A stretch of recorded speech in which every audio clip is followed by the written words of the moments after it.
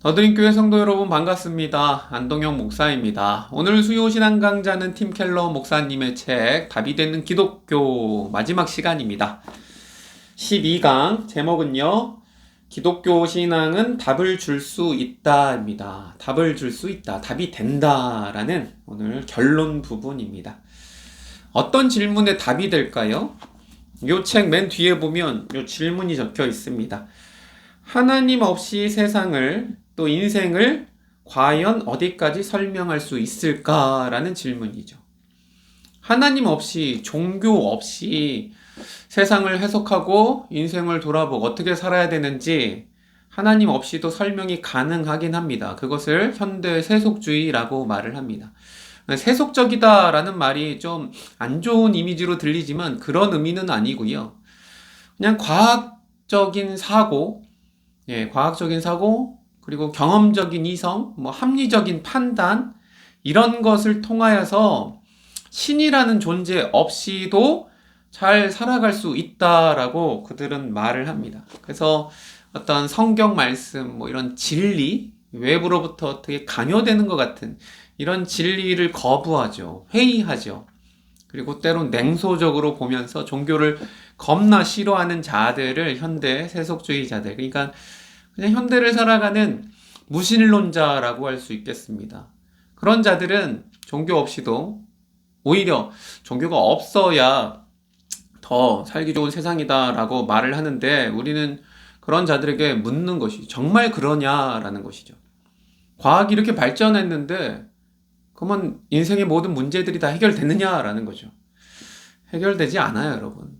한계가 있습니다. 그리고 그들의 논리도 굉장히 논리성이 떨어져요. 상대주의적인 그런 지식, 이런 세계관 속에서는 이게 그 근원을 말할 수가 없는 거죠. 당위가 없으니까 선과 악에 대한 이것도 없어요. 착하게 살 이유가 사실은 없습니다. 그래서 그들에게도 논리에 허점이 있다라는 걸 팀 켈러 목사님이 계속 강조해서 말을 했고요. 하여튼 그래서 그런 질문들에 기독교는 답을 해줄 수 있다. 물론 그 답이 마음에 안 들 수도 있어요. 근데 기독교는 이렇다라는 거죠. 그냥 종교를 갖고 있다, 교회를 다닌다라고 하면 그냥 무조건적으로 아무런 사고 없이 맹신한다. 또 더 심하게는 광신한다 이렇게 생각하는데 그렇지 않다라는 것이죠. 합리적인 선택이고 어떻게 보면 최선의 선택이고 예수가 답이 된다라는 것이 결론입니다. 그래서 12장은 제목은 기독교 신앙은 답을 줄 수 있다라고 했고 여기 이제 부제는 철학적 추론이 아니라 예수 자체가 논증이다라고 말을 합니다.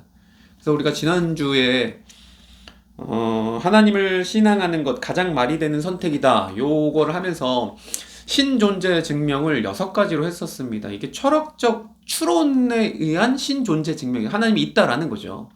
근데 이게 그렇게 확 마음에 와닿지 않을 수 있어요. 논리적으로 설명은 해도. 근데 오늘은 그거 말고 진짜 실제가 있는데 그게 뭐냐? 예수다라는 거죠. 예수가 답이다.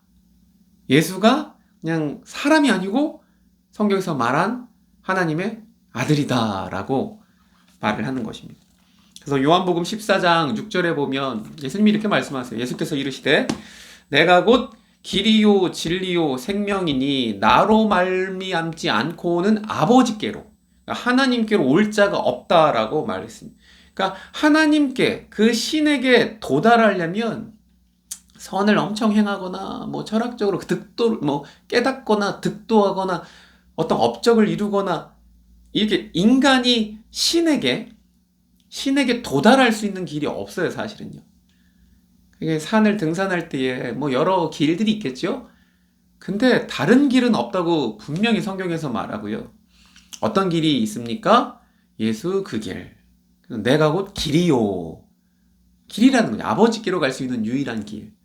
길이요, 진리 되시고 생명이 되신다. 그래서 기독교는 이 단순한 요 구절의 한 말씀 가지고도 할 말이 너무너무 많아요. 예수님이 답이다. 답이 될 수 있다. 길이다.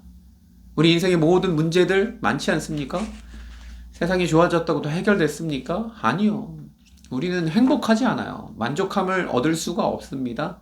과학이 발전해도 이런 의학이 발전해도 여러분 해결할 수 없는 일들이 너무너무 많아요. 자유의 문제도 그렇고요. 여러분 진짜 많은 문제들이 있지 않습니까? 그 모든 것들 종교 없이 가능하다고요? 안 돼요, 안 돼. 인권이든 정의의 문제든 뭐 다 마찬가지입니다. 근데 예수가 답이다. 예수가 진짜 성경에서 말한 하나님의 아들이라면. 근데 우리는 아들이라고 믿고요. 우리의 구원자라고 믿는 것이죠. 그래서 이 책 내용은 마지막 결론 부분인데 제가 평소에도 우리 성도들한테도 많이 말했던 내용, 예, 아주 익숙한 내용. 그래서 그 내용을 예, 같이 좀 나누도록 하겠습니다. 그래서 우리가 하나님, 예, 절대자죠. 천지를 창조하신 하나님, 온 세상, 온 우주의 주인이신 하나님을 알려면 우리가 막 우주선을 가지고 뭐 화성에도 보내고 막 이러지 않습니까? 엄청 이렇게 보내서 아는 방법으로는 알 수가 없죠. 왜냐하면 우주를 만드신 하나님은 우주보다 크신 분이니까 그 존재를 우리가 알려고 해도 어떻게 알겠습니까? 그런 방식이 아니고 하나님이 자기 자신을 알려주시는 방식이어야 돼요. 다 알려줄 수 없죠. 다 알면 머리 아마 터질 겁니다. 딱 알 만큼만 우리에게 적당하게 알려주시는 거예요. 그걸 계시라고 부릅니다. 계시. 자기 자신을 드러내는 거죠. 그래서 계시는 두 가지가 있어요. 자연 계시와 특별 계시. 자연 계시는 자연을 보고 하나님에 대해서 알 수 있는 것입니다. 아름다운 자연, 조화스러운 자연, 균형 있는 자연을 보고 질서 있는 자연을 보고 아, 하나님도 이런 분이구나, 아름다운 분이구나라고 아는 거죠. 그리고 특별 계시는 무엇입니까? 특별 계시는 특별히 알려주신 계시. 하나님에 대해서. 그게 성경이죠, 성경. 성경을 통해서 우리는 하나님을 알 수 있고요. 그리고 진짜 하나님에 대해서 알 수 있는 건 그의 아들 된 예수님을 보고 알 수 있는 것이죠. 그래서 성경에는 마태, 마가, 누가, 요한 요 사복음서라고 하는데 복음서의 예수님의 행적들과 예수님의 하신 말들, 가르침들 이게 다 여기에 나와 있거든요. 그래서 예수님에 대해서 이렇게 쭉 보면 아, 이분이 진짜 하나님의 아들이구나 라고 믿을 수밖에 없는 것이죠. 예. 아, 이런 말이 솔직히 무슨 소용이 있겠어요. 그래서 안 믿는 사람들은 목사를 봐도 야, 저거 종교 가지고 세상 사람들 이렇게 속여서 등쳐먹고 헌금 많이 내게 한다 뭐 이렇게 생각하겠죠.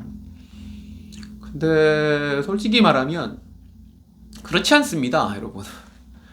돈 많이 벌려고 했으면 목사 안 했고요. 좀 편한 직업 하려고 그러면 목사 안 했죠. 요즘 목사가 뭐 인기 좋습니까? 예, 목사 참 힘듭니다. 힘들어요. 사실. 예. 그리고 제 성격상으로도 내가 이 믿고 있는 바, 성경 말씀이나 이런 믿고 있는 바가 진짜가 아니라면 내가 믿고 있는 바가 진짜가 아니라면 진짜인 것처럼 속이면서 다른 사람에게도 말한다? 아, 저는 진짜 솔직히 그렇지 않습니다. 여러분. 저는 진짜로 하나님을 믿고요. 진짜로 예수님을 믿어요. 그리고 그것이 막 그냥 종교적인 이런 게 아니고요. 내 삶에 굉장한 자유와 풍성함과 생명을 주시는 거예요. 약장수랑 다릅니다. 약장수. 옛날에는 이제 제가 경기도 성남 살아갖고 가끔 이제 어렸을 때 그 모란장, 5일장이었어요. 모란에 이제 자주 놀러 가기도 하고 뭐 여러 가지 볼 게 많죠. 근데 꼭 거기 가면요 약장수들이 있었어요. 그래서 만병통치예요. 그 약은요. 그 싼 약만 먹으면 무슨 병이 다 낫는 만병통치예요. 여러분 그런 약 사 먹으면 큰일 납니다, 여러분. 예. 그 약 연고 바르면 뭐 피부병도 낫고 뭐 무좀도 낫고 뭐 다 난다 그러고 뭐 이 다 뻥이죠. 왜 그렇습니까? 약장수는 말을 겁나 잘하는데요. 그 약이 어떤 약인지 자기는 잘 알아요. 그래서 절대 약장수는 자기가 만든 약을 자기가 먹지는 않습니다. 팔기만 팔지. 그게 약장수예요. 근데 목사님들 중에서도 약장수 같은 목사들이 있거든요. 자기는 진짜 이렇게 믿는지 하나님을 믿는다면 그렇게 말하거나 행동할 수 없는데 그렇게 말한 자들이 꽤 있어요. 여러분 그건 참된 목사가 아닌 거죠. 예, 싹군이라고 합니다. 싹군. 저는 싹군으로 살기 싫고요. 저는 성경을 진짜 믿고요. 진짜 이게 진리이기 때문에 말씀드리는 겁니다. 예.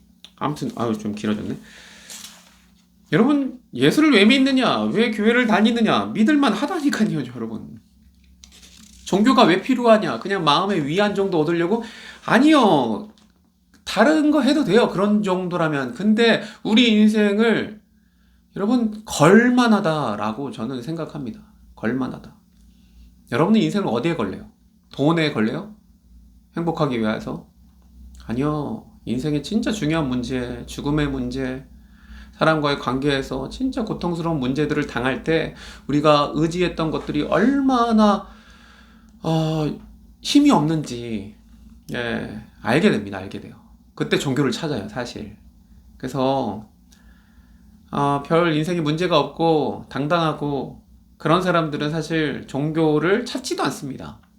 신이 없다고 느끼고 필요도 없다고 믿고, 어떤 사람들은 내 주먹을 믿는다 뭐 이렇게 말을 하는데 언제까지 그렇게 살아갈 수 있을까요? 저는 제 인생을 제 마음대로 못 하겠더라고요. 결혼도 해서 17년 살았는데 부부싸움 아직도 하고요. 우리 와이프 한 명을 이기지 못해요, 사실. 내 맘대로 안 돼요, 여러분. 지는 게 이기는 거죠. 그렇게 정신승리하고 있습니다. 우리 자녀들, 내 맘대로 안 돼요. 여러분, 자녀 키워보시면 알지 않습니까? 야, 진짜 자녀 내 맘대로 안 된다. 건강은 내 맘대로 됩니까? 안 돼요. 모든 건 인생은 내 맘대로 안 돼요, 안 돼요. 이 인생의 문제들 내가 어떻게 컨트롤하고 할 수가 없어요. 그래서 어떻게 해요? 내 인생을 인생의 진짜 주인 대신 하나님의 아들 예수께 맡기는 것이, 여러분 이런 게 신앙이지 그냥 예수 믿고 천국 이런 거 아닙니다. 그냥 이 땅은 아무것도 아니고 나중에 죽어서 천국 가야지. 여러분 그렇게 기독교는 그렇게 단편적이거나 그러지 않습니다. 여러분 아무튼 굉장히 깊은 것들을 깊이 있게 심도 있게 말할 수 있는데, 아무튼 결론 부분이니까 예수님에 대해서 말합니다. 아무튼 예수님에 대한 이 사복음서 기록은요, 그 당시에 살았던 사람들의 목격담이고 진짜 실제로 있었던 역사라고 학자들도 다 말을, 역사적인 실존이었다. 예수님이 그 당시에 실존이다. 진짜 있었던 사람이다. 신화 속의 인물 만들어낸 그런 사람이 아니다라고 말을 합니다. 양식 비평이라는 것이 있습니다. 성경학에서 한동안 굉장히 이제 붐을 일었던 그러한 학문인데요. 양식 비평. 그 무슨 소리냐면 이 복음서, 이 성경 중에 이제 복음서가요, 민속 문화기자 구전의 산물이라고 그들은 말을 하고 있습니다. 그래서 구전이라는 건 뭐예요? 공동체의 필요에 따라서, 자기네 필요에 따라 계속 만들어내는 것이죠. 고치기도 하고요, 미화하기도 하고, 그러면서 다듬어내서 전수해온 결과물이 성경이다라고 말을 하는 거지요.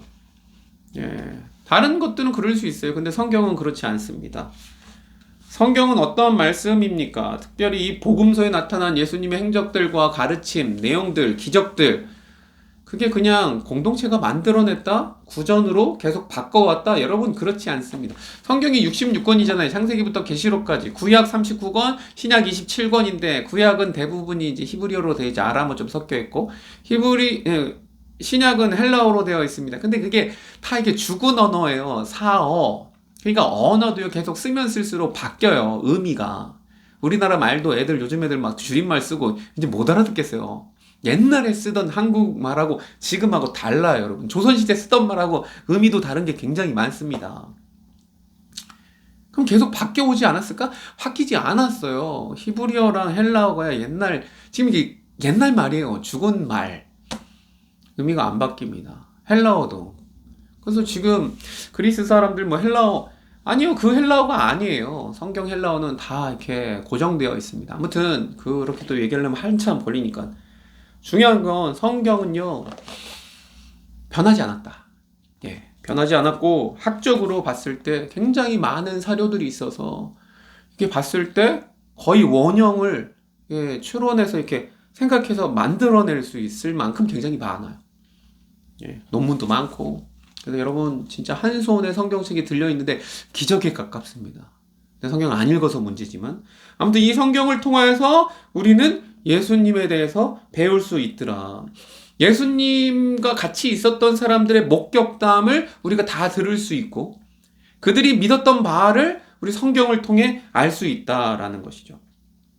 진짜 역사다라는 것이죠. 그래서 우리는 그것을 진짜 진리로 받아들이는 것입니다. 복음서에 나타난 예수님을 우리는 하나님의 아들로 믿는 것이다 라는 것이죠. 예수님이 뭐 말씀도 잘 전하셨고 기적들도 막 행했죠. 이런 게 신기하다? 아니 하나님의 아들이면 그것도 못합니까? 그건 아무것도 아닌 거예요. 그러니까 그런 기적들이 중요한 게 아닙니다, 여러분. 예수님이 가르치신 메시지가 중요한 거거든요. 뭐라 말했느냐라는 것이죠. 예수님은 자기가 하나님의 아들이라고 말했어요, 여러분. 하나님의 아들이다. 인자는 이렇게 말해. 인자. 사람의 아들이긴 한데 이게 그냥 인자는이 사람의 아들이라는 뜻이 아니고 구약 성경적 배경을 따라서 오면 이제 다니엘서에 인자라는 말이 나와요. 선지서에 보면 하나님의 아들이에요. 메시아예요. 아무튼 자기 자신을 하나님의 아들로 선포하신 분이에요. 그리고 그렇게 살아갔어요. 말이나 행동이나. 그렇게 사람들을 만나시고 관계를 맺었어요. 예수님의 성품을 보면 진짜 완성형에 가까워. MBTI 뭐 이런 거 많이 하지만 MBTI 정도가 아니고 뭐 애니어그램을 하든 뭘 하든 예수님은 완벽하신 분? 예. 우리 완벽하다 그러면 에이 진짜 이렇게 아니 진짜 완벽하신 분. 죄가 없으신 분. 죄가 없는 분이 우리를 위해 죽으셔야 되거든요. 주님은 그래서 죄가 없으신 분. 그런 모든 것들이 성경에서 기록하고 있는 부분입니다. 없는 말을 적어놨다? 미화했다? 아니요, 그렇지 않습니다. 복음서에 예수님, 그러니까 예수 안 믿는 분이라도 한번 성경을 읽어보시길 간절히 바랍니다. 성경 왜 안 읽습니까? 한강 작가의 뭐 책들 저도 지금 읽어보는데 너무 잘 썼더라고요. 근데 세계에서 가장 위대한 책은 사실 성경책 아닙니까? 성경? 주일학교 때 여름 성경학교 이런 데 가서 이야기 들었는데요.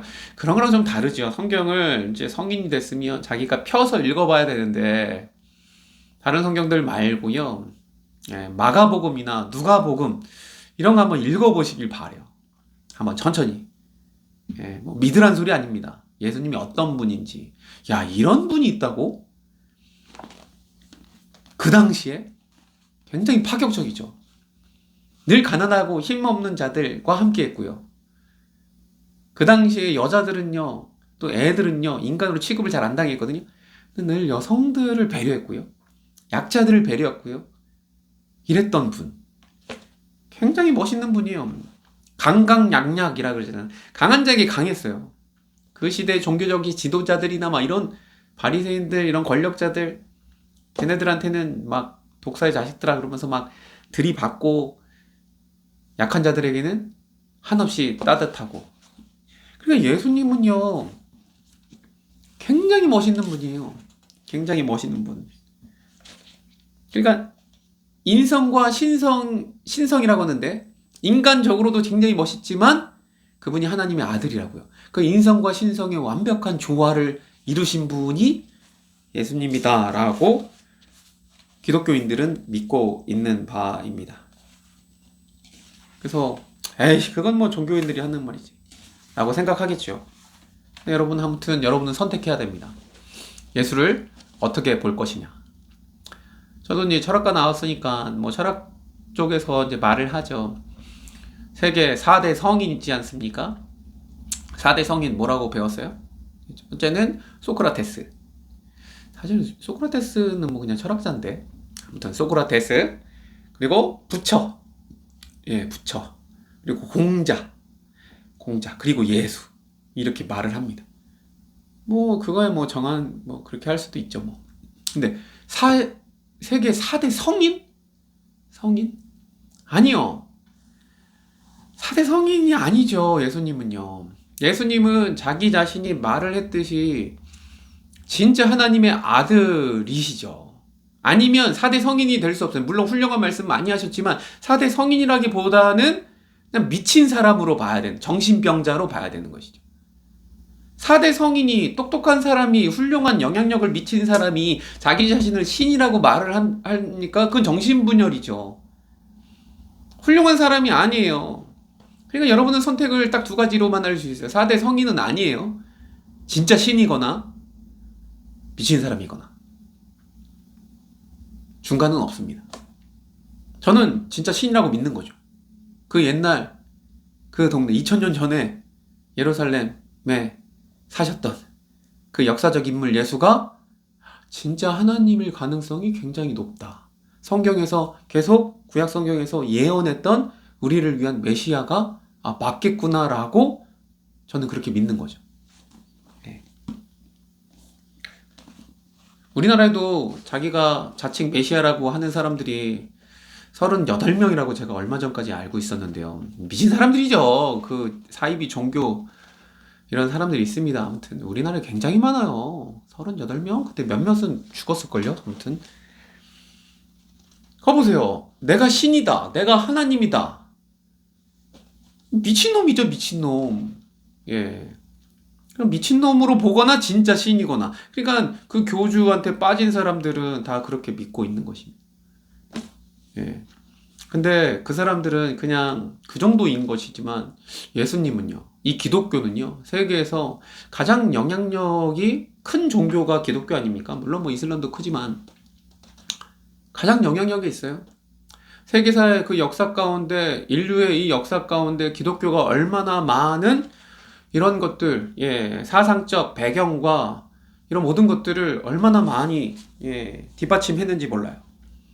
기독교인들이 한 게 없다고요? 아니요. 우리나라 독립도요, 33명의 독립운동가들 중에 대부분이 그 당시에, 예, 2%도 안 되는 기독교인들 중에서, 예, 그렇게 대표가 있었고요. 수많은 사람들이 기독교의 그 가르침, 예수님의 가르침에 헌신했는지 몰라요.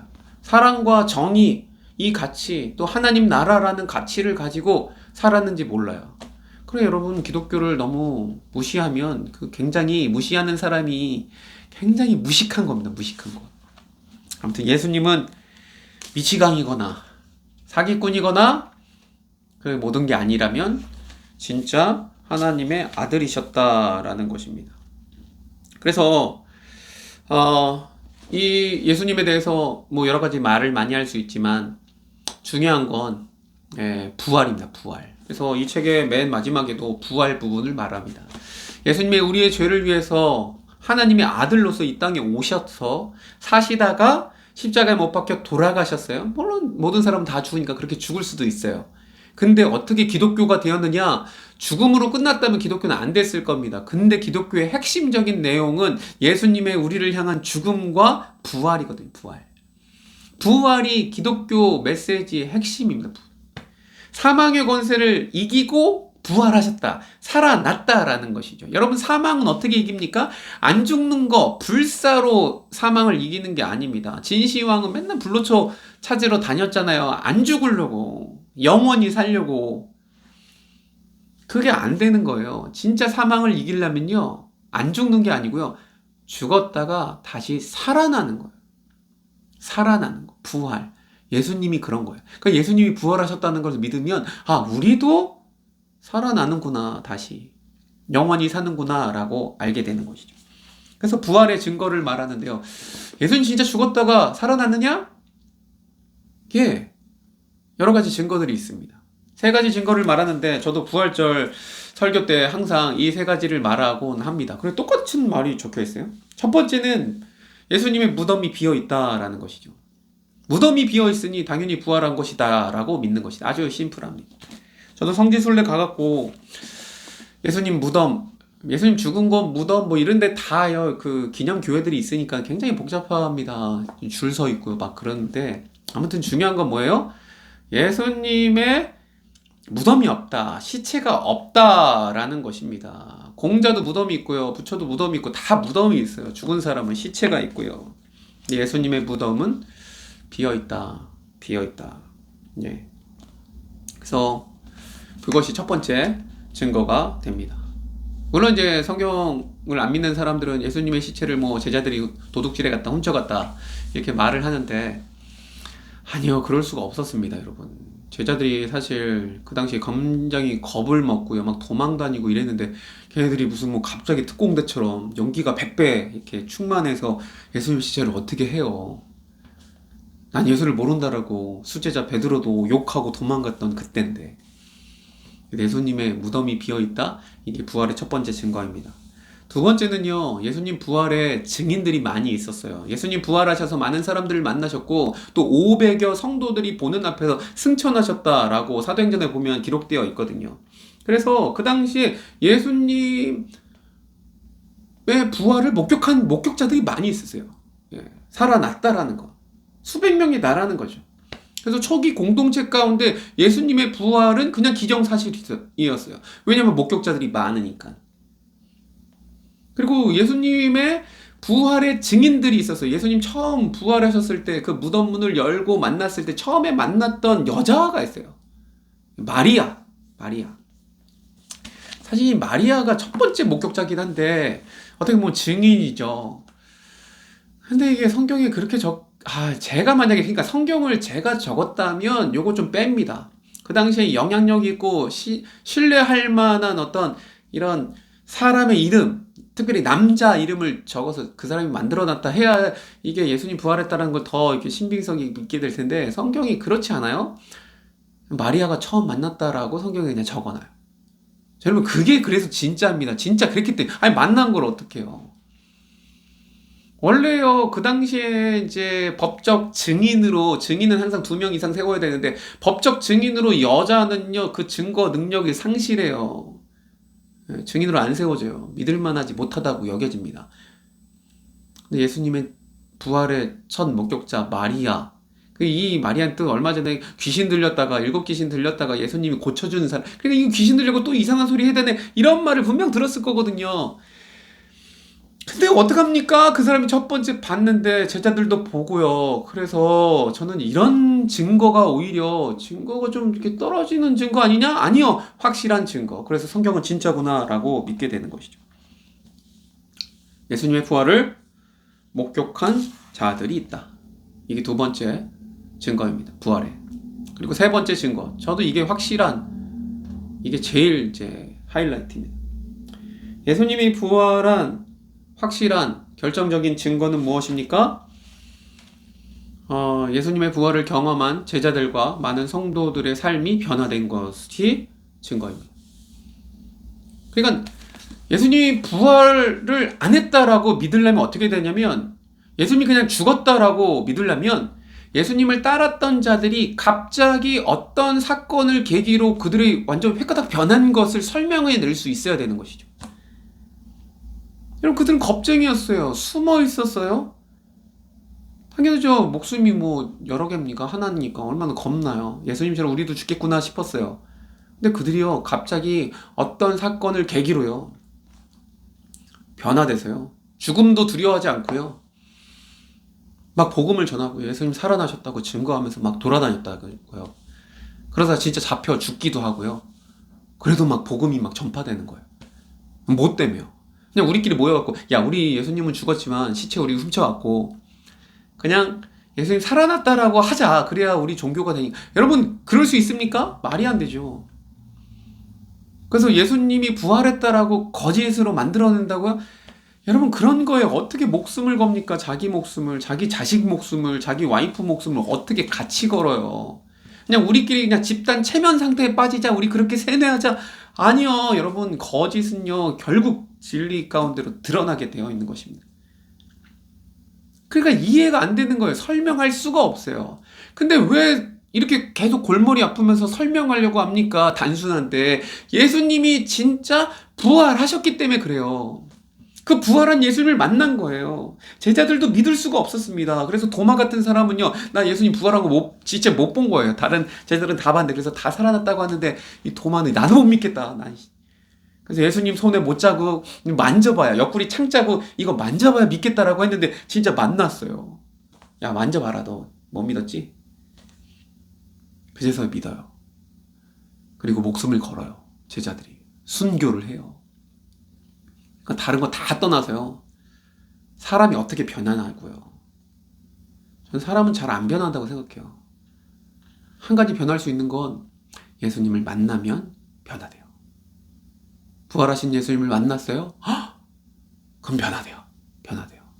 그래서 예수 믿는 사람들은요, 진짜 예수님을 만난 자들, 그리고 그 예수님이 그냥 예루살렘 그 이스라엘 조그만 땅덩어리에 그냥 30살 정도의 그냥 젊은 청년이었다? 목수의 아들이었다? 아니면 조금 높여줘갖고 세계 4대 성인으로 그래서 영향력 미친 기독교라고 하는 종교의 그래도 대빵이었다? 이 정도 믿는 게 아니고요. 하나님의 아들이셨다. 아들이셨다. 나를 위해 죽으셨다.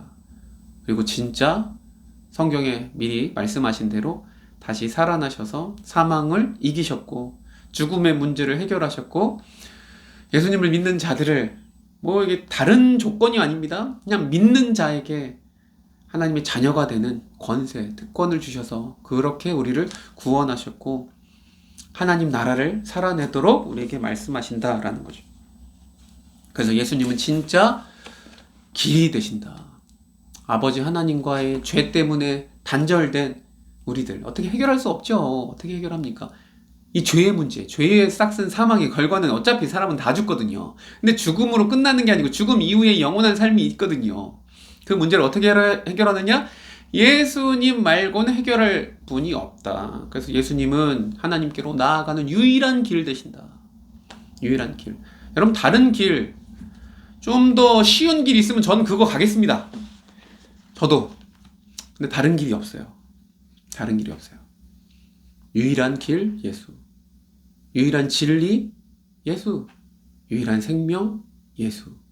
전 예수님 만나서 그래서 너무 다행이고 감사하고 예수를 믿고 더 불행하거나 그렇지 않죠.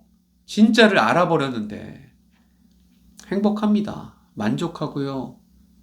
충만하고요. 그게 기독교인입니다. 근데 예수를 잘못 믿으면 어떻게 되느냐? 예수 천당 불신지역만 외치고요. 이 세상이 다가 아니고 천국만 가야 되니까 그들의 삶은 참 피폐하고요. 얼굴은 어둡고요. 맨날 죄 가운데 눌린 것 같고요. 아니요. 예수님이 우리의 죄를 다 감당하셨는데 이미 승리하셨는데 왜 그런지 몰라요. 이미 주어주신 구원 그 감격으로 살아야 되는데 잘못 믿으면 그래서 그렇게 돼요. 우리는 예수님의 부활을 나의 부활로 느끼고 이 땅 가운데 자녀로서 주님께서 주신 생명을 잘 누리며 살아가는 것이죠. 그래서 예수를 믿고 저도 많이 변화됐어요. 예. 점점점 변화되어서 예수님을 닮아갈 것입니다. 그래서 결론은 뭐예요? 답이 된다. 답이 된다. 여러분 인생에 여러 가지 문제들 가운데 고민하고 힘들고 이거 어떻게 해야 되냐. 그렇게 고민할 때 물론 다른 것도 많이 찾아보겠죠. 찾아보다가 기독교가 성경에서 말하는 바가 예수님이 답이 된다라는 걸 갑자기 불현듯 생각나기를 간절히 바랍니다. 그래서 교회를 찾아오시고요. 상담을 하시고요.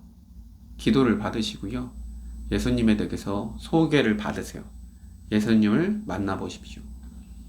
다른 답, 과학이니 뭐니 해보십시오. 네, 해보십시오. 할 때까지 해보십시오. 근데 그 답이 충분하지 않을 수 있습니다. 한계가 있다. 근데 예수님은 답이 된다. 마무리하도록 하겠습니다. 답이 되는 기독교. 기독교는 그냥 우리의 안위를 위해서, 행복을 위해서, 복을 위해서 하나님 믿고 기도하고 얻어내고 그냥 천국 가려고만 한다? 그런 거 아니고요. 인생의 문제를 신 없이 어떻게 설명하고 해석하려고 해도 안 되거든요. 근데 진짜 진리와 이 성경의 말씀들을 정확하게 깨달으면 인생의 답이 되더라. 답이 되더라. 그만큼 기독교 진리는 깊다. 넓다. 그것을 너무 요약해서 반쪽짜리도 안 되는 그냥 예수천당 불신지역으로 말하기에는 너무 오해도 심하고 우리가 충분히 제대로 믿는 것은 아니겠지 않는가. 네. 사랑하는 성도 여러분, 또 예수를 안 믿는 자들도요. 한번 성경을 읽어보시길 바랍니다. 한강 소설 읽듯이 내가 믿으라고 하는 건 아니지만 한번 마가복음, 누가복음 짧거든요, 사실. 읽어보면서 이런 분이었어, 예수님. 뭐 분명 예수님은 좋다고 느낄 거예요. 근데 내 예수는 좋지만 기독교인은 싫으니까 난 교회 안 나가. 괜찮습니다. 그래도 돼요, 일단. 근데 한 번은 읽어볼 가치가 있다. 누가 알려준, 또 내가 그냥 막연히 생각했던 그런 안 좋은 이미지의 기독교가 아니고 진짜 알짜배기, 알맹이 예수님에 대해서 알아보고 이 사람이 하나님일 수도 있겠다? 이런 생각이 들 수도 있으니까 뭐 아니면 아닌 대로 살고요. 근데 답이 된다. 세계 수많은 기독교인들이 성경에서 또 예수님에게서 인생의 답을 찾았다. 그럼 그 사람들은 다 바보 멍충입니까? 아닙니다. 답이 될 수 있다. 예. 답이 되는 인생 되기를 간절히 바랍니다. 예. 오늘 말씀을 통하여서 이제 답이 되는 기독교는 끝났습니다. 우리 성도들도 여러분 이미 답을 알고 있지 않습니까? 얻었지 않습니까? 그런데 왜 이렇게 또 힘들어하고 방황하십니까? 다시금 내 안에 찾은 답, 그 답을 딱 붙드시고 다시금 방황하지 말고 인생의 내비게이션 아닙니까? 갈 길이 명확하지 않습니까? 좌로나 우로나 치우치거나 두리번거리지 않고 다시금 꿋꿋하게 믿음으로 그 한 걸음 한 걸음 주님을 향하여서 푯달을 향하여서 달려가시는 저와 여러분 되기를 간절히 소망합니다. 오늘 주신 말씀들 생각하면서 우리 예수님을 생각하면서 부활하신 예수, 그 부활의 능력이 나의 삶에도 여전히 영향력을 미쳐서 나도 승리할 수 있게 해달라고 여러분 각자의 인생의 문제들을 가지고 같이 기도하며 이 시간 마무리하도록 하겠습니다. 기도하겠습니다.